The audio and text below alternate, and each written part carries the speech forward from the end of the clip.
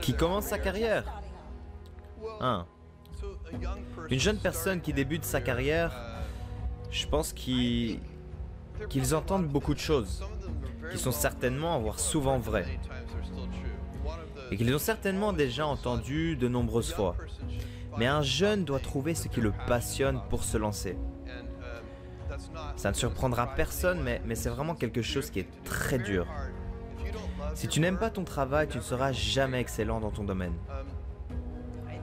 Je pense que ce que je recommanderais aussi pour chaque jeune, juste avant de commencer sa carrière, c'est de vraiment réfléchir à ses choix. Parce que je vois des jeunes qui font les mêmes erreurs que moi quand j'étais jeune. Et tu ne peux pas rester concentré sur tes dons. Tu vois, tout le monde a des dons, ok? On a des choses qui ne sont pas offertes. Peut-être que tu es extrêmement beau, peut-être que tu es très très fort en maths. Il y a beaucoup de dons qui peuvent être donnés. Mais ces dons peuvent te mettre sur le mauvais chemin. Parce que ce ne sont pas tes dons qui construisent ta vie, c'est tes choix qui vont construire ta vie. Pas tes dons. Tu peux les célébrer, tu peux en être fier. Tu peux, au final, t'en seras pas fier. Parce que ça vient pas de ta part, ça a été donné.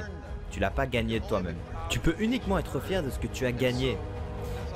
Et c'est donc en grandissant que j'ai réalisé que je n'étais pas fier de mes dons. J'étais très bon à l'école, c'était super facile pour moi. Et j'étais tout le temps fier d'être un bon étudiant. Premier de classe, j'étais bon en maths, bon dans tout. Et je pensais savoir qui j'étais. Mais ça, c'était pas la réalité. C'était que mes dons.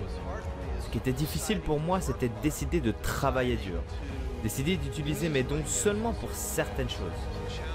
Pouvoir changer, faire des choses que je ne pensais pas pouvoir faire. Pour pouvoir me mettre dans des situations inconfortables. Je dirais à une jeune personne, tu peux choisir une vie de confort et de facilité. Ou tu peux choisir une vie de service et d'aventure. Et c'est quand tu auras 90 ans que tu seras fier de ton choix. Mon travail, ou plutôt l'un de mes travaux comme dirigeant d'Amazon, c'est vraiment d'encourager les gens à être audacieux. Et les gens aiment se concentrer sur des choses qui ne fonctionnent pas encore. Et c'est bien, c'est la nature humaine. Et ce mécontentement divin peut être très utile. Vraiment, c'est super difficile d'amener les gens à prendre des risques audacieux. Tu prends des risques audacieux, ce sont des expériences. Si tu n'essayes pas d'expérience, tu ne sais pas si ça va fonctionner. Et les expériences sont souvent sujettes à l'échec. Les plus grands succès se résument à des dizaines et des dizaines d'échecs.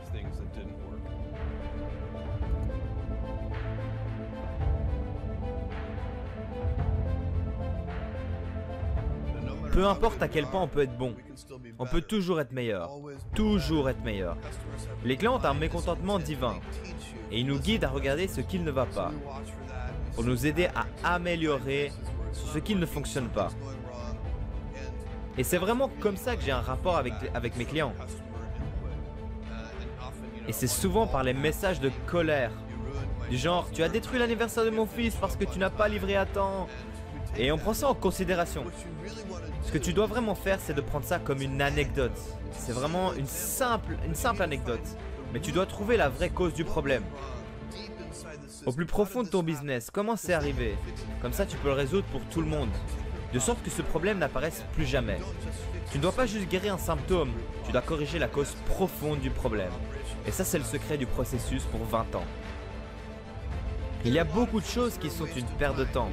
Tu penses à ta vie et je pense que je le dis assez souvent aux personnes avec qui je travaille.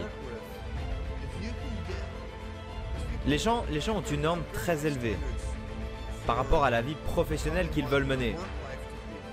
Et je leur dis que si tu arrives à faire en sorte que ta vie professionnelle te plaît à moitié, eh ben là, c'est extraordinaire. Parce que très peu de personnes y parviennent. Parce que la vérité, c'est que tout nous passe au-dessus de la tête. C'est la réalité. Tout arrive avec quelque chose que tu n'aimes pas. Tu peux être un juge de la Cour suprême et toujours voir des choses que tu n'aimes pas. Tu peux être un professeur d'université et ne pas aimer aller aux réunions de comité. Vraiment, chaque travail est accompagné par quelque chose que tu n'aimes pas. Et il faut se dire que c'est comme ça et ça fait partie de la vie. Et de ne pas en vouloir contre ces petites choses ou d'essayer de ne pas les faire, mais aussi de les minimiser. Je dis à la haute direction que vous devriez moins stresser. Je pense que ce faux cliché du CEO, donc je suis un CEO, et c'est une fausse idée que le CEO subit le plus grand des stress. Eh bien pourquoi tu es rentable, pourquoi? Pourquoi tu ne délègues pas tes tâches de stress? C'est ton choix. C'est à toi de trouver comment organiser ta vie, de manière à minimiser le stress. Et je trouve aussi que les gens n'aiment pas le travail acharné, et n'aiment pas non plus ce qui est hors de contrôle. Comme s'ils n'arrivaient pas à contrôler leur vie, comme s'ils n'arrivaient pas à contrôler leur environnement. Ça m'arrive aussi à moi, quand je suis en retard sur une date prévue. Je déteste être en retard. Je veux parfois réfléchir et me libérer l'esprit. On a tous le même montant à vivre sur Terre. Personne n'a plus de temps qu'un autre. Et quand tu deviens une personne qui a réussi, une des choses que tu commences à surmonter, toi tu as cet événement, toi tu as dû accepter de le faire. Peut-être que la nuit dernière tu disais « Pourquoi j'ai pas refusé cette offre? Je dois monter sur scène demain, j'aurais aimé être avec ma famille. » Et tu le sais, ou du moins je l'espère, que tu aimes faire ça. Mais généralement, ce genre de choses arrive et tu dois donc programmer ton horaire et d'essayer d'être flexible. Comme ça ne devient pas une perte de temps. Mais j'aime avoir une certaine liberté de mouvement, plutôt que de programmer chaque minute de chaque jour.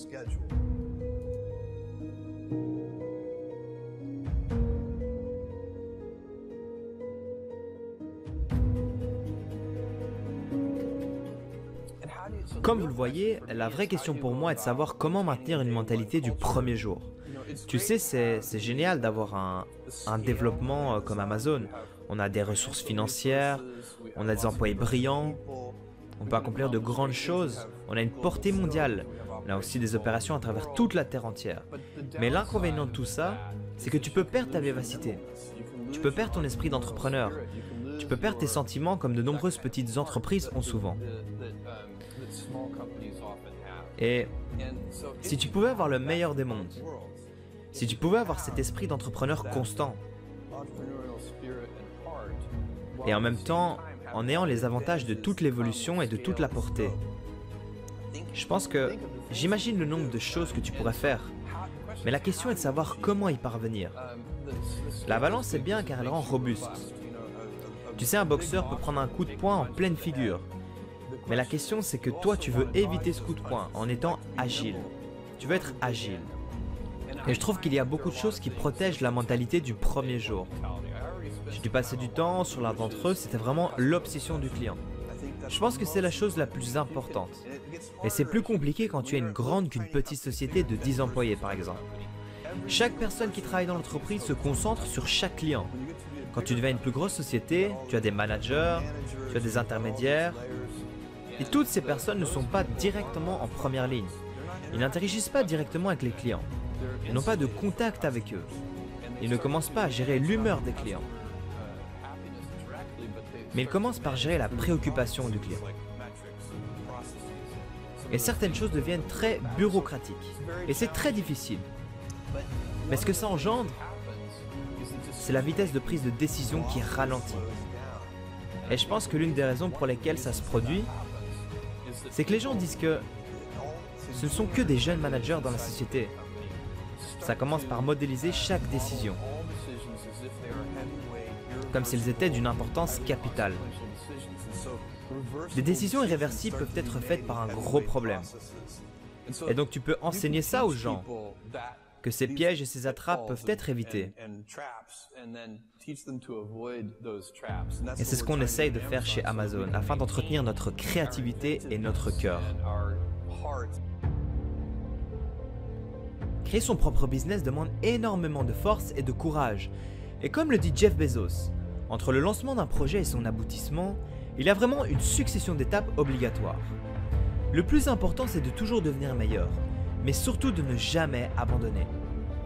Si toi aussi tu comptes générer des revenus automatiquement avec notre expert advisor de trading, tu peux l'installer directement sur ton compte privé. Je te mets bien sûr le lien en description. N'oublie pas d'aimer la vidéo si elle t'a plu. Je te souhaite un très bon succès et je te dis à plus tard sur la chaîne.